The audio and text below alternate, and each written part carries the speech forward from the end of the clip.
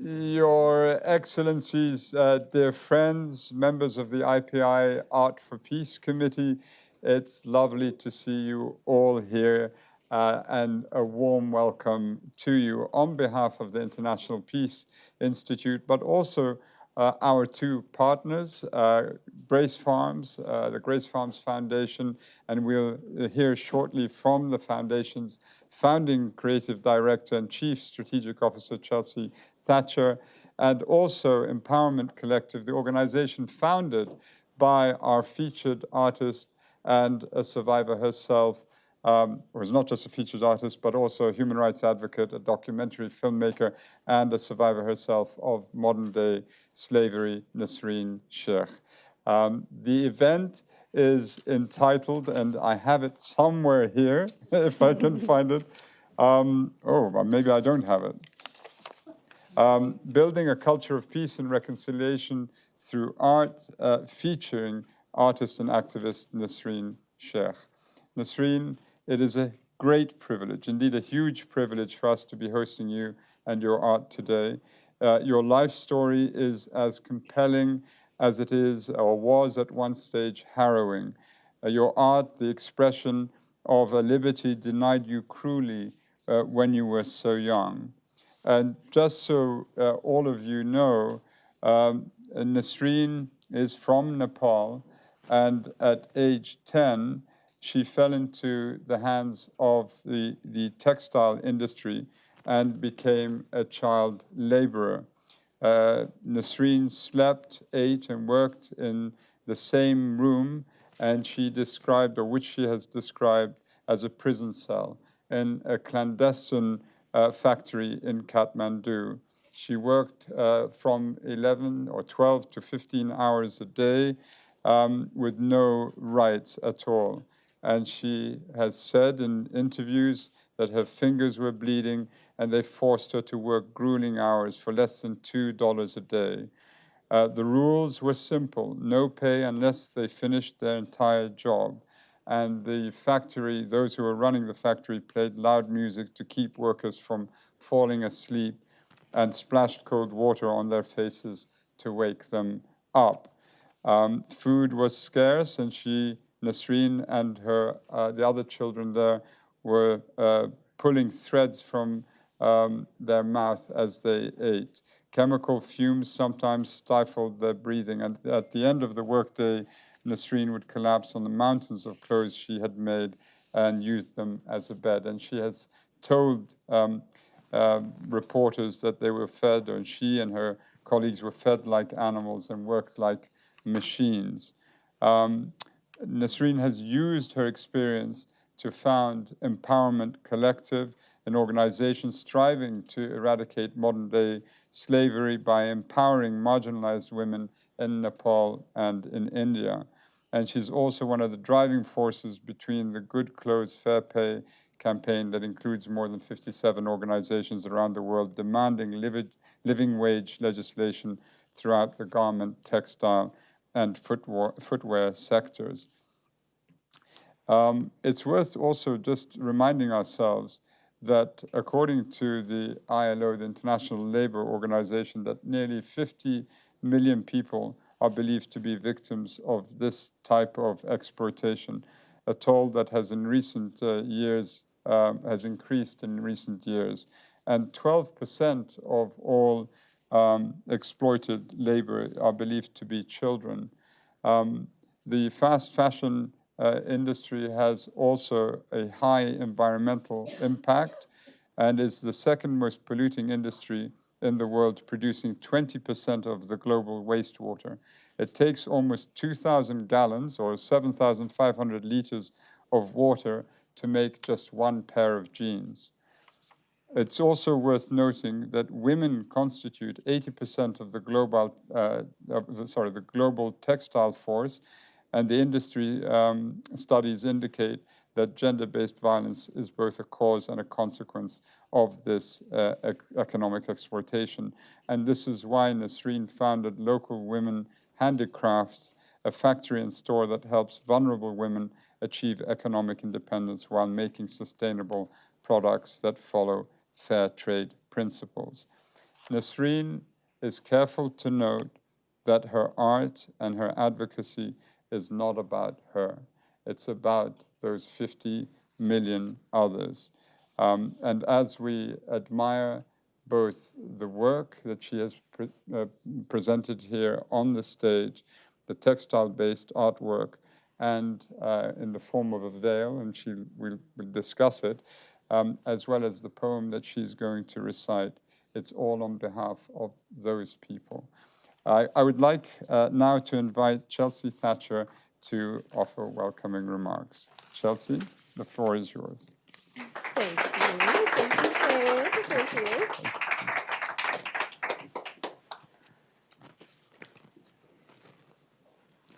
Dr. Hannah Rose Thomas, a celebrated artist and human rights advocate who's also a friend of International Peace Institute, Grace Farms Foundation, and Nasreen, helped us initiate this series in 2022 with a presentation, an exhibition of her portraits of women, of Yazidi, Rohingya, and Nigerian women. Her portraits conveyed sacred attention and meditation on the universal human experiences of suffering, grief, and loss. She speaks of her portraits as a means of encountering, to see humanity in the other, to see the other's humanity. And this begets the question, what does this require of me? Grace Farms is a cultural and humanitarian center in New Canaan, Connecticut, and a core objective is for people to realize their own agency in creating grace and peace in the world. We created an environment in which one can pause, set in 80 acres of immersive nature and light-filled architectural spaces to see each other's humanity and then act for the good of humankind in the earth. Grace Farms founder, Sharon Prince, created that as space that reshapes our approach to global challenges and inspires unprecedented social action toward a culture of peace. We place arts as the thread that weaves through our humanitarian work, which is particularly focused on the transformation of the building industry's reliance on child and forced labor.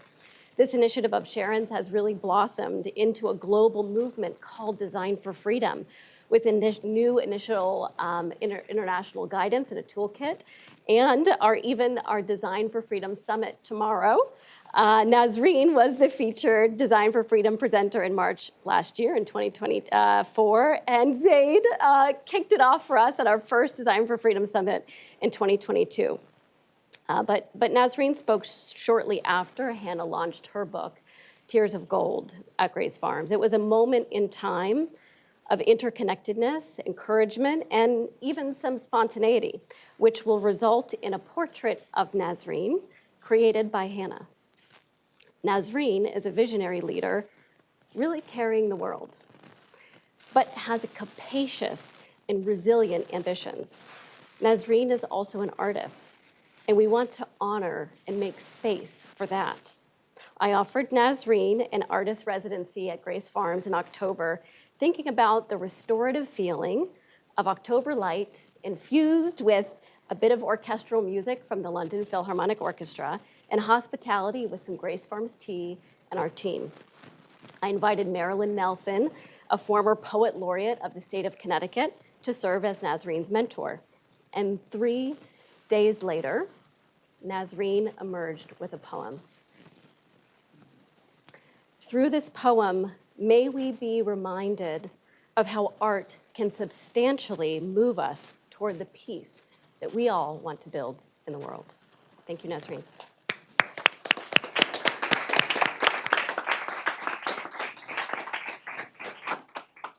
It's my sheer delight now to invite Nasreen to come and recite her poem to us, a poem she entitled A Table for Peace. Nasreen, please.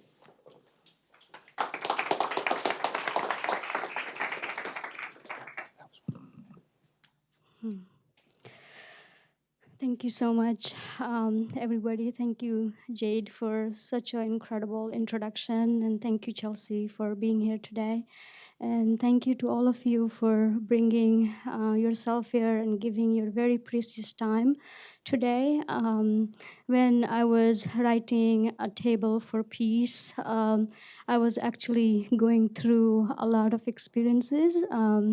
I was in the ICU for 48 hours before that, and I was really struggling because I had worked in the extremely rural village of India, Nepal, and I have contracted mosquito bites, and that has caused extreme fever. And in that time, when Grace Farm invited to be a part of this art residency, it felt like a medicine to me, to my soul and spirit. And when I met Marilyn Nelson and her big heart and her ability to see the poem through describing the history was deeply inspiring. And yes, it took me 3 days to write a poem, but then after that I paused on it and I was struggling a lot, like, is this the poem? This is how I wanted. And so I had played a lot after that with that poem. And I was thinking about, like, how do I connect this poem to my root? And then I came up with this idea of Manda, Karanta, Chanda style. And it is a classical Sanskrit meter. And this is actually 4th century old Sanskrit meter. So I'm going to take you back in the 4th centuries of feeling. And this is my first time. It's my first poem I wrote, and it's my first time here ever I'm speaking and going to recite this poem with all of you. So thank you for all your love for being here. So it starts like this. I have seen chains, not just metal, but silence and deep hunger. Peace is not given nor made by the rulers who have governed the world, nor is it bought with the weight of gold or the power of throne. It was not lost in the dust. It must now be fully remembered. No one must vanish, no one left behind in the shadowed remains, or peace will never be found. It will be fade like a dream left to die. Come sit with me, for the table is wide and the seats are still warm. Bring all you carry, the pain and the sorrow, the anger, the grief. Lay them down here, for this table is strong and can carry the weight. This is not built for the hands that have profited of our pain. It is for hands that have built and for voices the world left unheard. Let truth be spoken. Let all that has hidden be seen in the light. The world is in chains, not just you, not just me, but each living step. Some chains are heavy, they crush down the bones and the bodies of the poor. Some are in silence. Some live in the things that we buy and consume. Some are the weights of the hands that are bound by the greed of the world. How can we sit in our comfort while earth that sustains us still cries? To honor her is to hear how she speaks in the wind and the waves. She is not a wealth. She is not to be spent, to be burned, or to be sold. She is a mother whose heart still forgives through we poison her veins.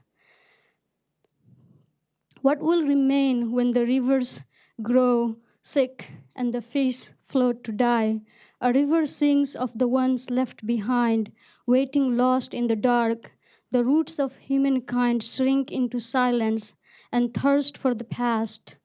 When water is free, it carries the voice of the one who still dream. How can there be hunger, famine, when seeds still sprout from the soil? Let the land give, let the hunger be gone, let the tables be filled. The table must be prepared for the ones who have nothing to eat, where nourishment flows as freely as rain from the sky in the spring. How can cities still rise, yet so many have no walls for the night? None should be wandering lost in the cold while the towers stand tall. Home is not only four walls, but a place where the heart may be free, a place to lay down the burdens too heavy to carry alone. How will we stand if the right to be healed is a privilege sold? How will we rise when the body is weak and the spirit is worn? Let there be healing, not wealth that decide who lives and who fades. Let there be a strength, not for one, but for all who struggle to breathe. How can we rise if the mind is in chains and the classroom is locked? Without the teachers, the book, and the pens, how will wisdom survive? True freedom lives in the power to learn and the right to be taught. Let there be knowledge where wisdom, peace rise with pure love. Do the machine learn from how we connect or how we divide? Can we create what will honor the soul, not just logic and speed? Let all we build serve the healing of life, not the profit of pain. Let all we build be the mirrors of kindness, not of our greed. No key alone can unlock every chain binding the wounded world. No hand alone can release all burdens still crushing the weak. Trust must be seen, and the things we consume must be chosen with care. Every supply links many names, every thread holds a precious life. A table for peace has been set by the hands that the world ignores, not by the rulers or kings, but by those who suffer still unseen. We do not wait for permission to rise, to be heard, to be free.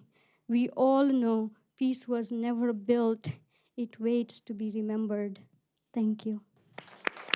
So, Nasreen, that was wonderful. And with your permission, I'd like to get to the poem in a short while. But before we do that, if you could also turn everyone's attention to the veil. And it's striking, it dominates the space.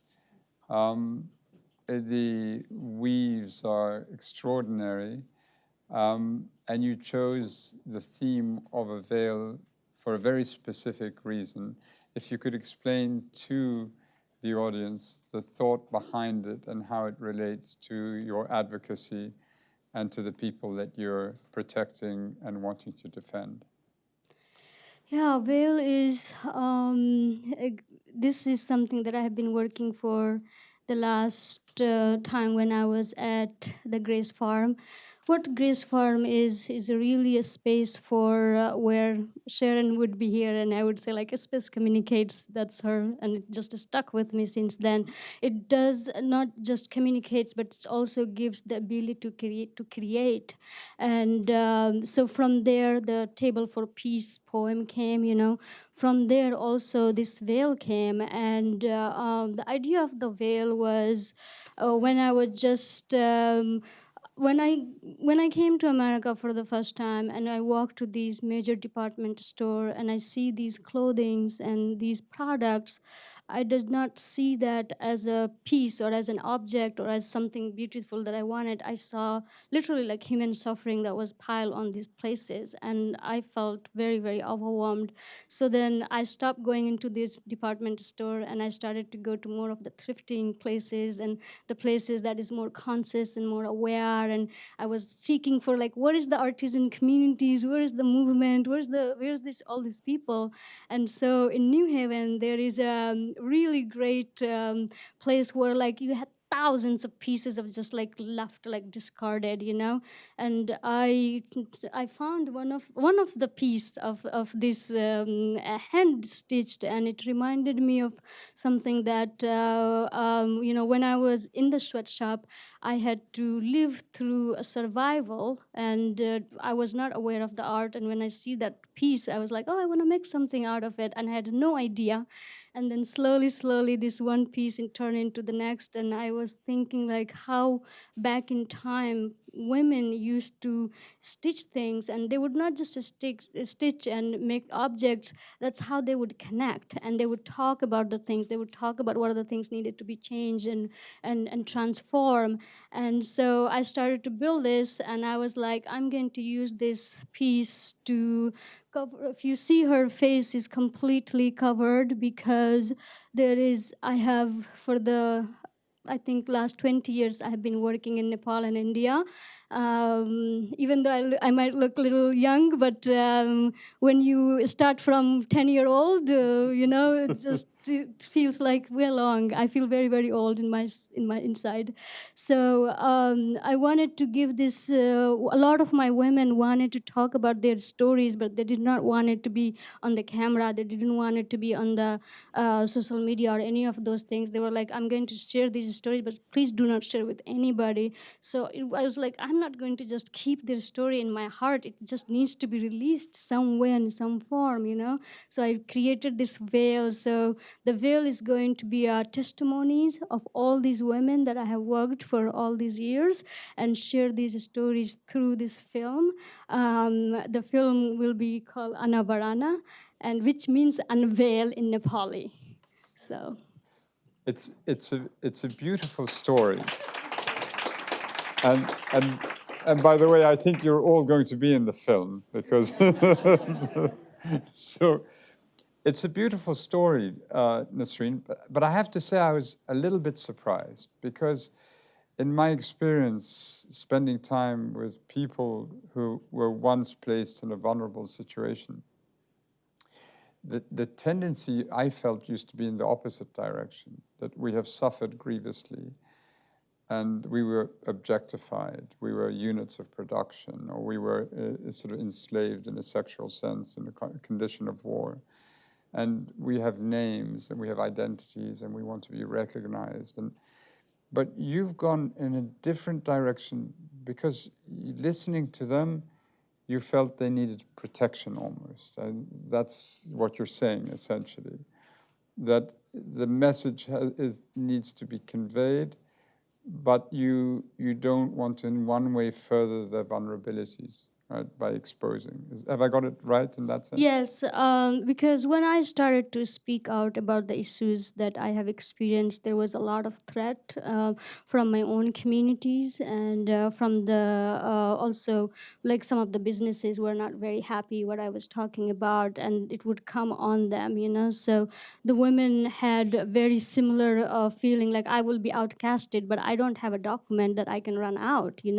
And so they don't have the finance, they don't have the education, so they feel very vulnerable. But their story is so extremely heart-wrenching, which Hannah Rose last year when she was here, she has spoken very well about it. It's like those stories expand into India, Nepal, Bangladesh, in all these countries. So I felt like, coming from that community, speaking the language, not just coming from I come from a village which is undocumented, where women have absolutely no rights, no rights. Like, I still remember one of my aunt just wanted to wear a lipstick, and she was murdered for that, because they were not allowed to wear makeup. Because if the women wear makeup or they put lipstick on, they will be too beautiful, and then there will be other abuse. So they were like, no, keep it as simple possible. And so things like that really made me like, I want to create a protections for these women, where the world needs to know these stories so they can be held accountable or they can transform.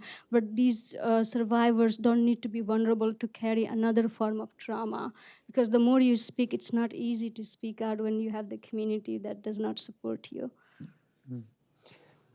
We were discussing before we came into the room here to join you how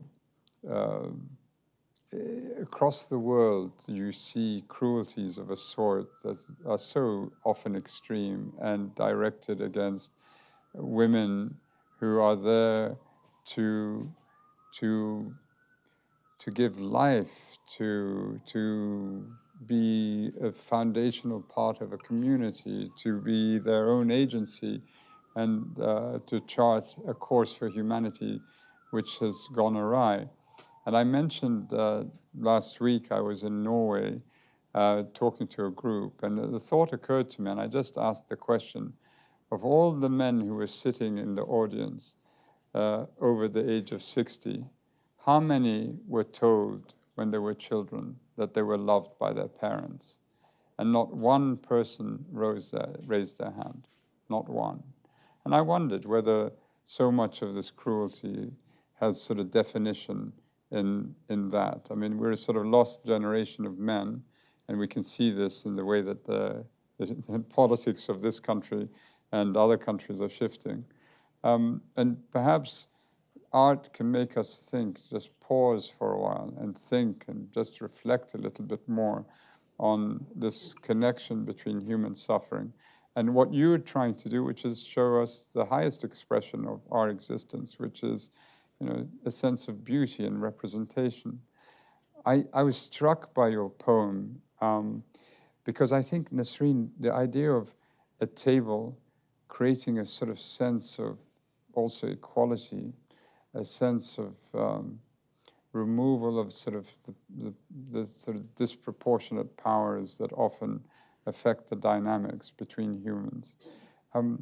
You were influenced by Marilyn. You were recovering from your infections and you had high fever. How did this poem come about? And did it come out in one flow?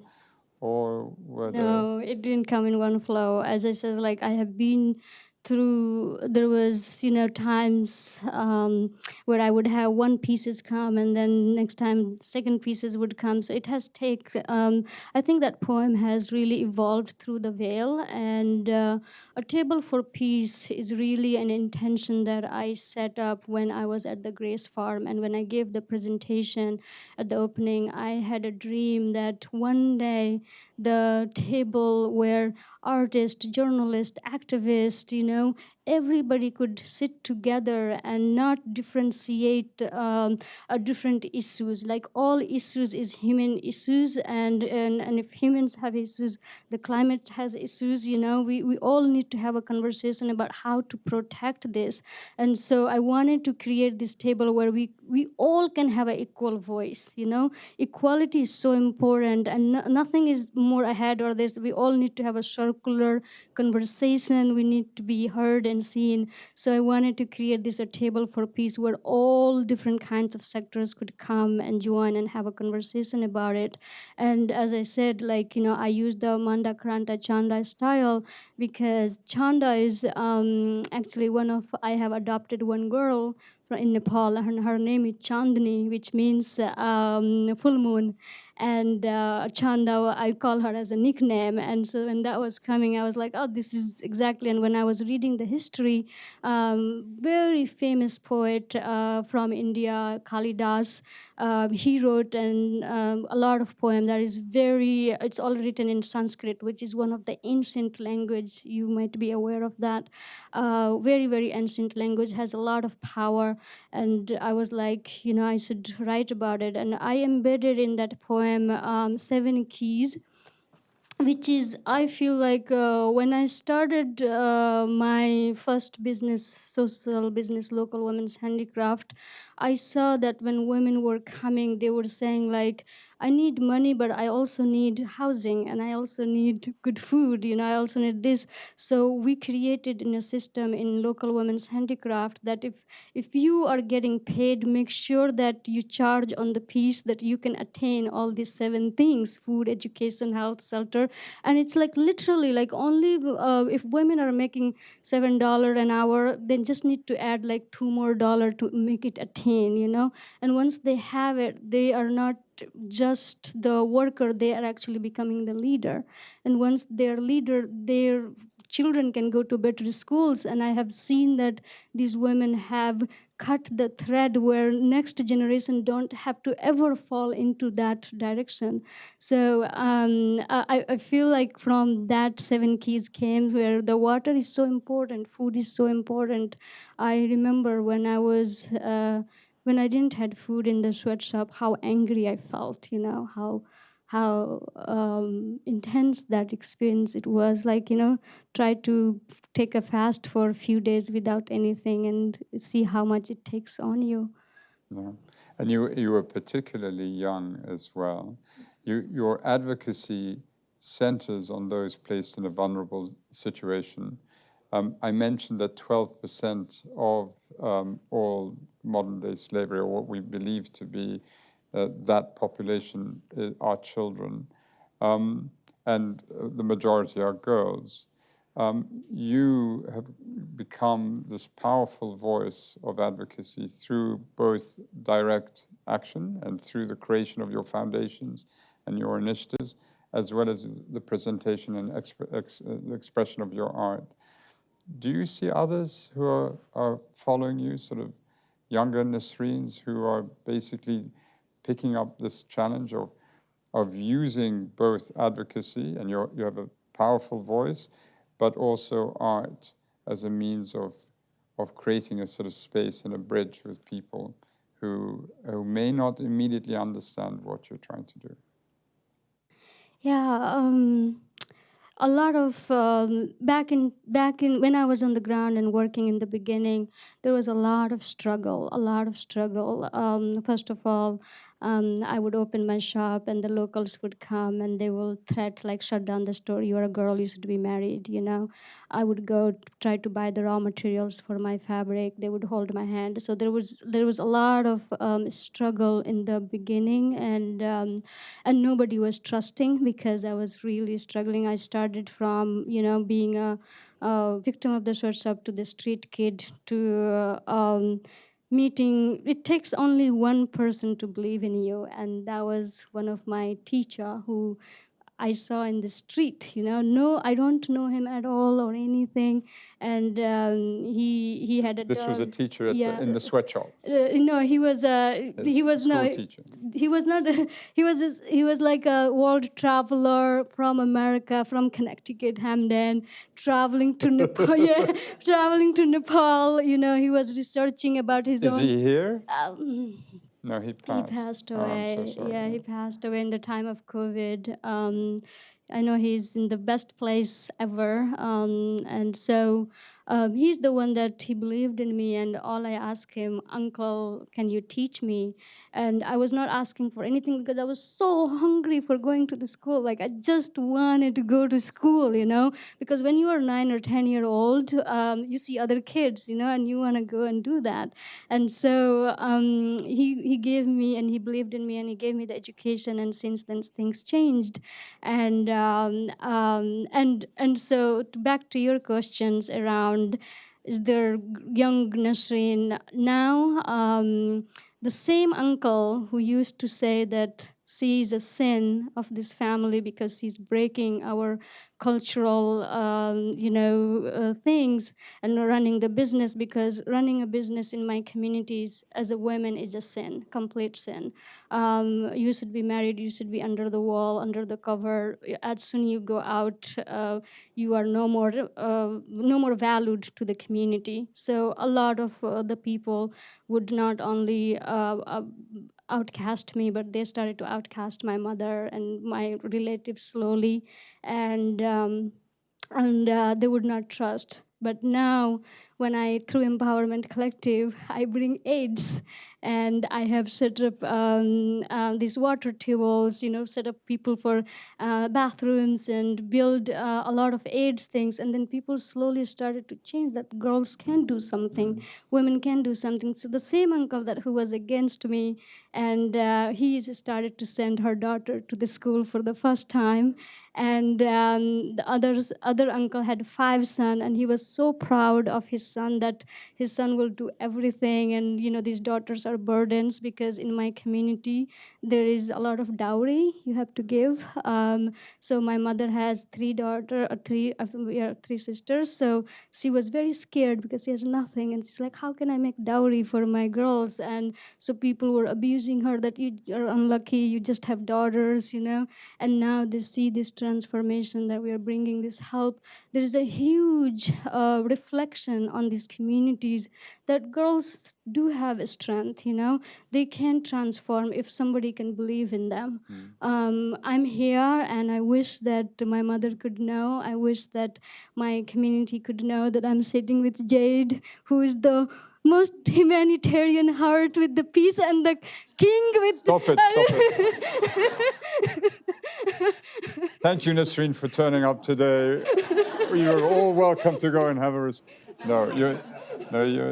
like a dust with the king. No, none of that. Nasreen, do you find that, because it's often a strange thing, when you're in a situation where there's extreme exploitation, that you often hear the odd voice of someone who's in that situation, who's sort of defending it, saying something along the lines, I would imagine, okay, we're hardly paid. We're paid, only $2 once the product is finished.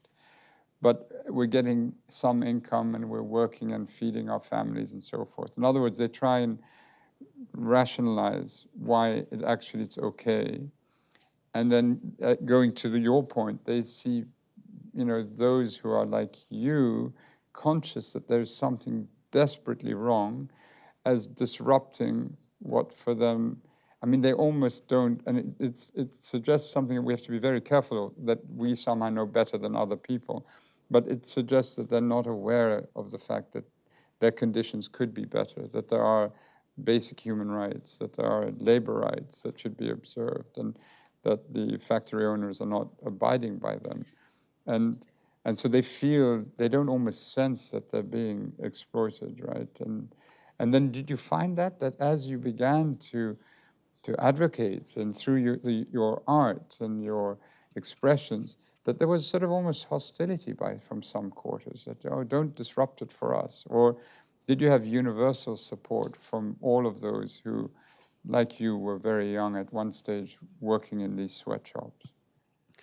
Yeah, no, there's, as I said, my condition in the beginning was very, very extreme, like extremely extreme, that I wish that never, and I pray for that all the time, that never happens to any children. I don't even know how old I am, because my birth was never documented and my village was undocumented. And now looking back and reflecting that why these villages are undocumented, and why the young girls are being forced into marriage, and it's really to preserve the forced labor, It's really around that, and I think that that's something. When people think, there is a huge gap, first of all, and I feel like survivors who actually lived it, who experienced it, like those experiences, it's not just in my mind, but it's embedded in my blood, in my body. It's alive right now, And so we are going to close that gap, because people need to understand is what is extreme and what is fair. What we are asking for is the fair, And my condition in the sweatshop was like being locked up with nothing but only abuse. Like when I think of my childhood, it feels complete blank, And that's very sad thing to live with when you don't have any memories of that, and the fact that it is happening with 28 million people in the forced labor, and 22 million of them are in forced marriage. These are like not numbers, and these are like people, spirit girls like me in these areas. And so I really think that people need to understand that what is extreme. When you buy $5 t-shirts, you need to think about, like, is this I'm buying for myself, or is it someone else suffering? Because when I was in the sweatshop, I was just I didn't have any power, but what I had inherently is inner power, self-awareness, and everybody can pray inside. And the prayer that I was making when I was in the sweatshop is that anybody is going to wear this shirt and these clothes will not feel good, and they will feel my blood and pain and my suffering. So I feel like you were cursing. No, I was cursing back, and many children are cursing in this when they're crying and when they're sleeping in the hardest conditions and when they're living in the extreme abuse. abuse, they are cursing, you know. And so I feel like the suffering that is happening in these vulnerable communities, I feel like how come in America when you go, there's a lot of disconnections, you know, within this community also. So it's like nobody is perfect, and what is so important is to bridge that gap with much deeper understanding. And I think embedding those thoughts with survivors who can bring these real experiences and share like what is extreme and what is, you know, fair job, everybody needs it. The women at the center, they thrive on having a sustainable living job that they can come and work and support their families and grow, you know. But when it's in the sweatshop, when it's like made by, you know, work for 15 hours, that's just not. And a lot of the company, I mean, America, I think, still imports $129 billion of products every year that contain slavery. Globally, we are the 50 million people are producing $468 billion of products that contain slavery. So I often call it this as a like economic genocide that is happening in this community. Yeah. And I mean, it's true. And I also heard there was this amazing panel at Grace Farms devoted to a long discussion on the fast fashion industry. And someone made this remarkable comment about how, 90% of fast fashion ends up in landfill within a year. And it's amazing, absolutely amazing, considering the amount of suffering that is wrought on for the basic production of something to be enjoyed very briefly. Nasreen, you're an absolutely astonishing person. I'm not going to monopolize this discussion, so I want to open up to the audience here. They're a talkative bunch normally, but I think you've left us a little bit speechless, given your experiences, but also your artwork is amazing. But is there someone who would like to volunteer the first question? Always the most difficult thing, and then they start coming fast. And yeah, Katja? To me, when I was looking at the veil, I thought Zeid had an interesting question, because the veil usually is something that for women who, you know, have the freedom, the veil is a way of hiding. But to me, as you were telling us the story, it also made me think of the invisibility when we buy something, that this is a hidden problem in our society. And I wonder if that is also a dimension of the work and something that needs to be unveiled here. Of every time we buy something, we don't think of, you know, necessarily who made it and the suffering they have, and that it's sort of an invisible problem. So thank you for dedicating your art and touching us and teaching us. Thank you for giving that. It is about unveiling, and I feel like there's a lot of things are invisible in our society.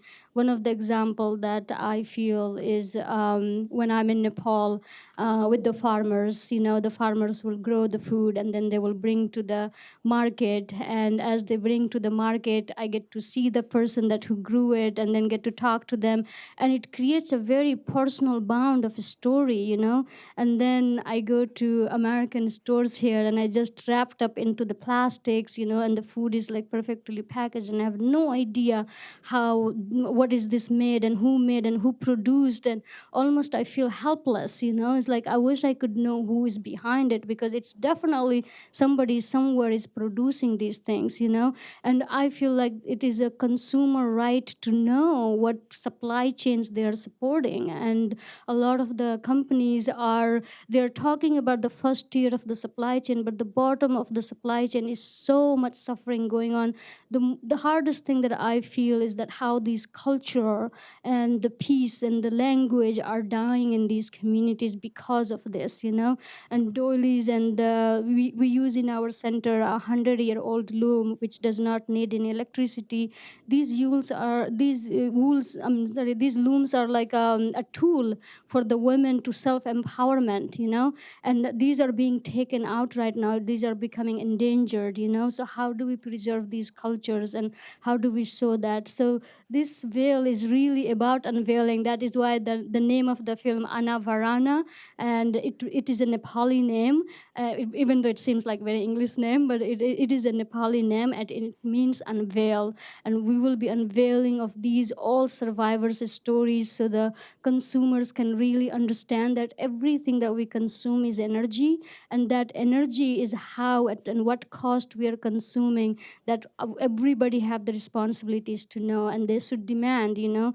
They should demand. We just recently on the March 8th, we launched End Modern Slavery Now movement and campaign, and that is really about mapping the mandatory supply chain labeling. In that label, everybody should know who made that products and how it's going. And I really feel like women have a lot of power, because for many generations we have changed so many things, and we could demand like what are the things is in our household, you know, that we are consuming that contains slavery, because we don't want to feed your children a food that can create you know, suffering, or you don't want to make your children wear clothes that is harming another children in the sweatshop, you know. So I feel like women needs to unite globally to demand these mandatory supply chain labeling, and we are not going to stop until we have this. And UN is behind us, you know, right behind there. So by 2030, you know, hopefully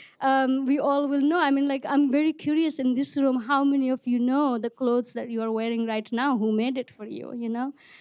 Basically, like, you see, you were talking about the Norway and nobody raised the hand. Well, it's like this very similar conditions. It's happening on a global level, and I feel like the world, the more they will find out that they can impact through their purchase, through their dollars.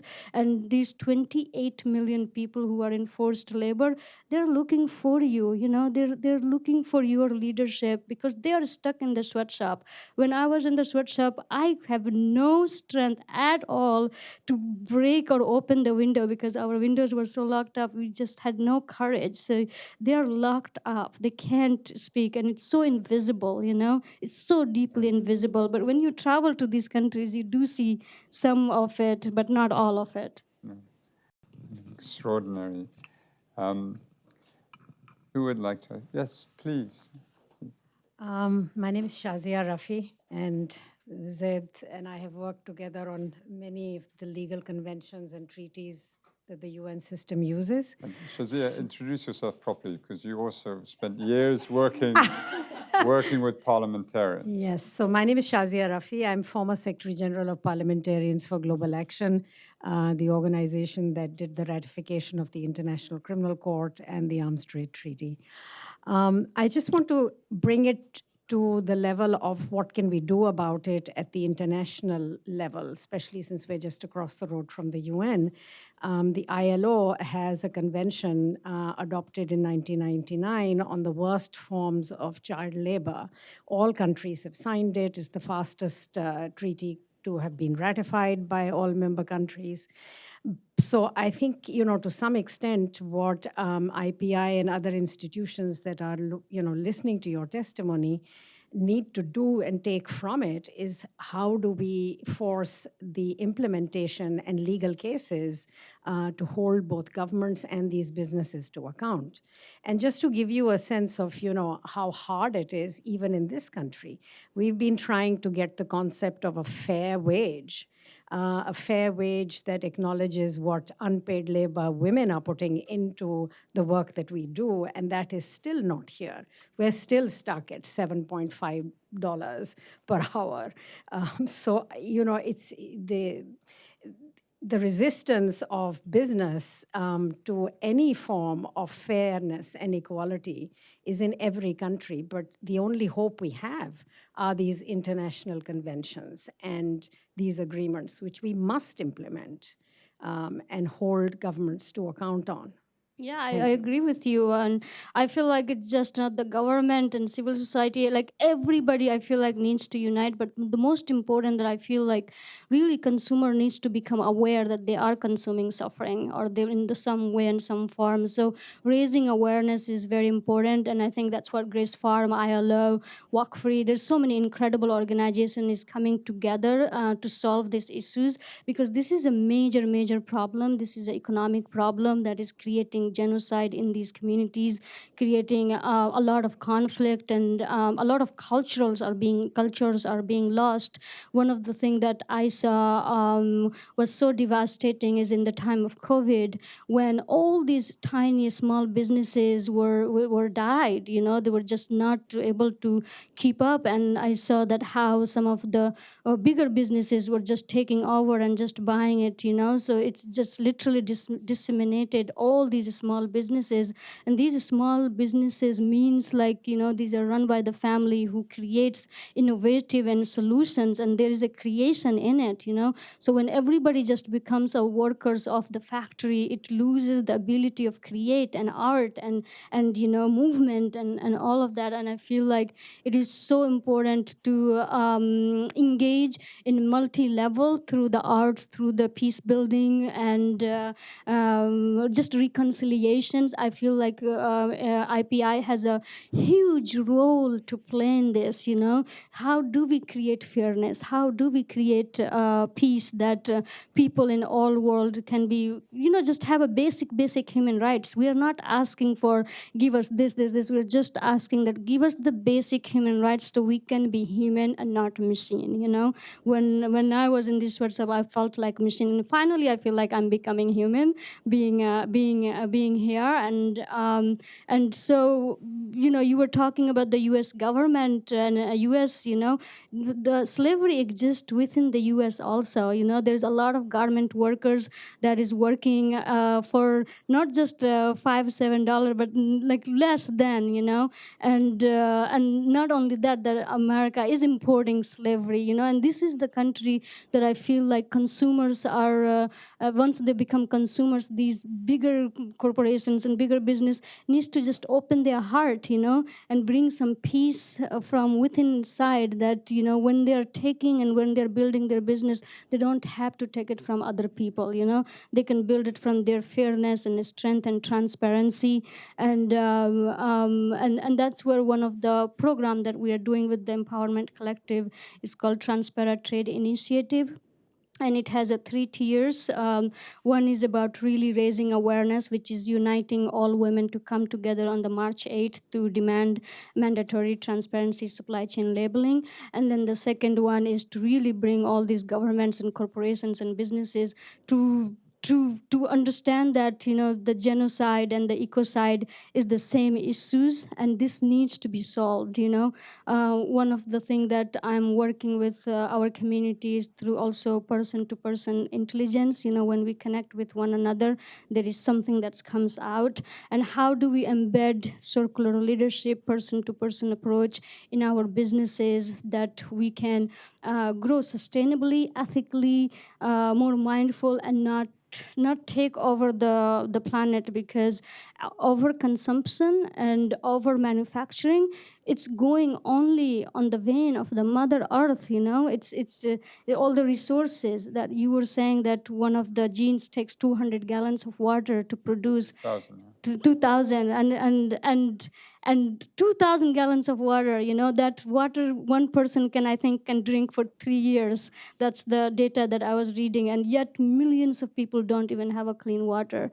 So it's like, I feel like we are creating our own genocide, and the more we can become aware. And I see in this room, you all are very, very well educated people, and you have a lot of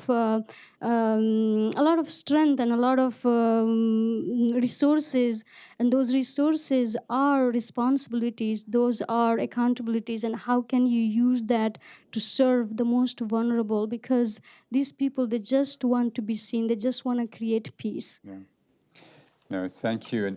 And if I can, Shazia, just a little a sort of a positive phenomena we're seeing now. The EU rolled out an omnibus resolution to somehow to sort of roll back the suite of legislation that it was producing on disclosure and reporting when it comes to human rights due diligence. And they put out this legislation. And I work with another organization which was connecting with many of the companies that are involved in practices where you could be concerned.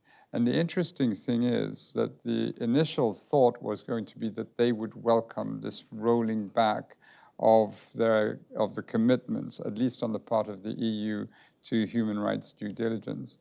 And what we saw is that no, they had begun to really absorb the fact that this was necessary, that it wasn't just doing it because the regulations were going to force them to do it, but they actually began to understand, and this is not just the compliance officers, but it's higher up, that there is some deeper value in doing this. And so my hope is that this continues to move in that direction. And at a fundamental level, we're talking, as Nasreen is saying, about decency, just human decency, a dignified life, dignified work, and not the cruelties that we see. Yeah, like dignity, you know, we all inherit, this is a gift from the universe, from the God. And especially when the children are so vulnerable and they're so young, and then somebody else put the power on them, it's just so wrong to do. And I feel like a lot of the time, the people on the top who makes the decisions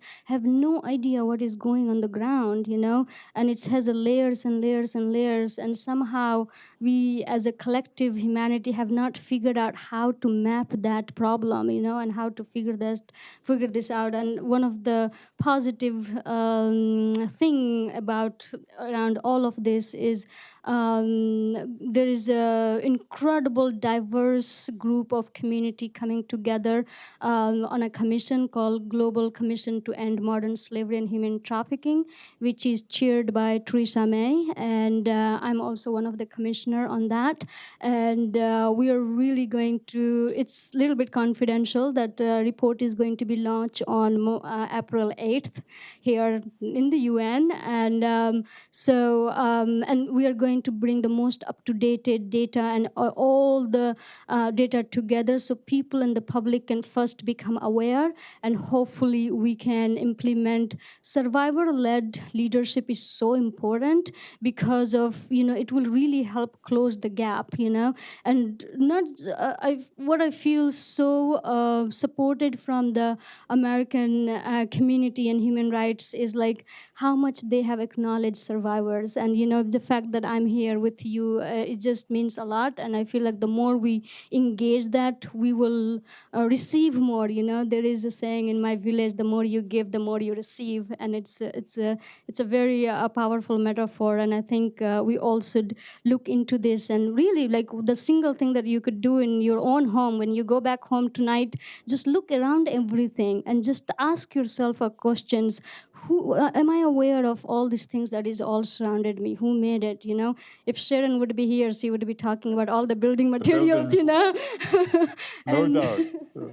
and I feel like her Very concerns are so important, you know? So asking these questions, becoming aware, and then supporting frontline organizations. You know, we organizations are so underfunded, you know, so not supported. So how can individual people support it, you know? So Nasreen, I was supposed to end the discussion at 5 o'clock. It's now 5:30. So at the risk of being accused of exploiting your time. Yes. We'll go one last question. I think, Yael, we come to you, and then we'll break for the reception, and so all of you can crowd around Nasreen. Yeah, Please. hi. Yeah. I'm Dr. Danieli. I direct the International Center for Multi-Generational Legacies of Trauma. and I have worked, as Zeid knows, for many years on victims' rights, on healing from trauma, etc. But I have a particular question for you, which has to do with one of the aspects of our work, which is we give what we call the Repairer Awards. That is for people who repair the world or repair the world for the next generation. And he knows it too. I have quite a few people here who know. You are a classic repairer, but I want to focus very particularly on your mission as a repairer of culture. How much did you advocate with, how supported are you by those parts of society whose leadership is about preservations of culture? Or, right, for example, religious leaders, cultural leaders of all kinds. Because this is such a good path for you. And they can be very powerful people. Yeah.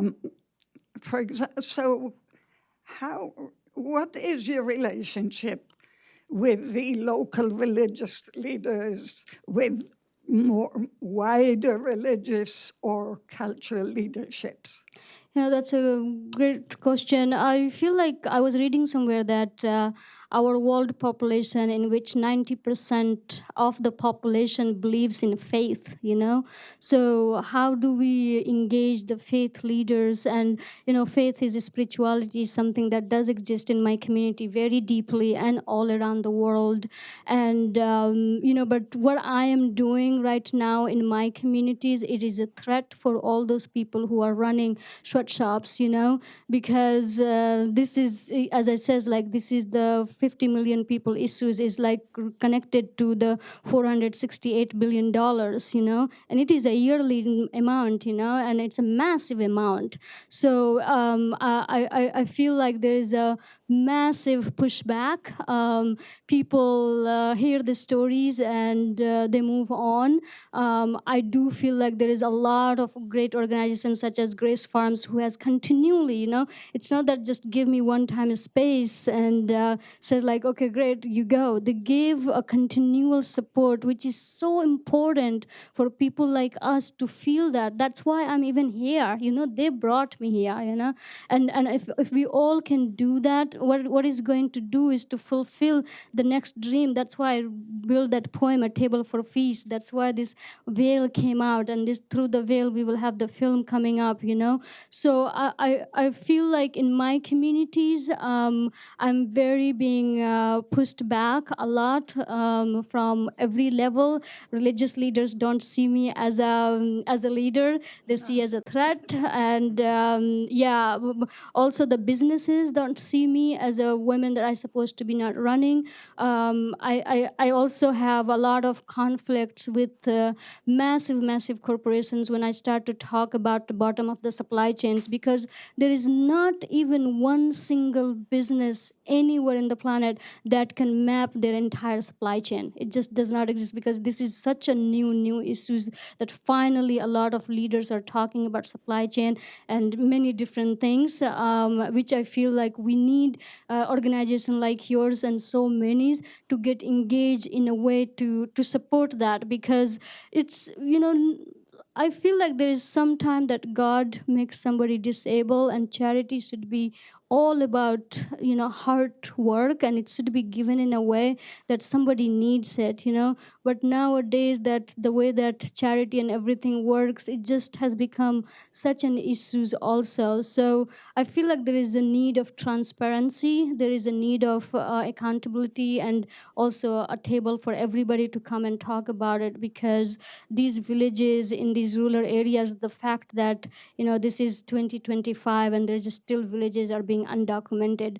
Finally, there is like some YouTubers and stuff, slowly they have started to document, which is amazing. It's coming out through the help of technology, but then also like who managed the technology, that's also the question. So I feel like the more we can connect like this and the more we can talk and support leaders and survivors, I feel like that is the solution for future. Excellencies, dear friends, Nasreen Sheikh, thank you so much. Thank you.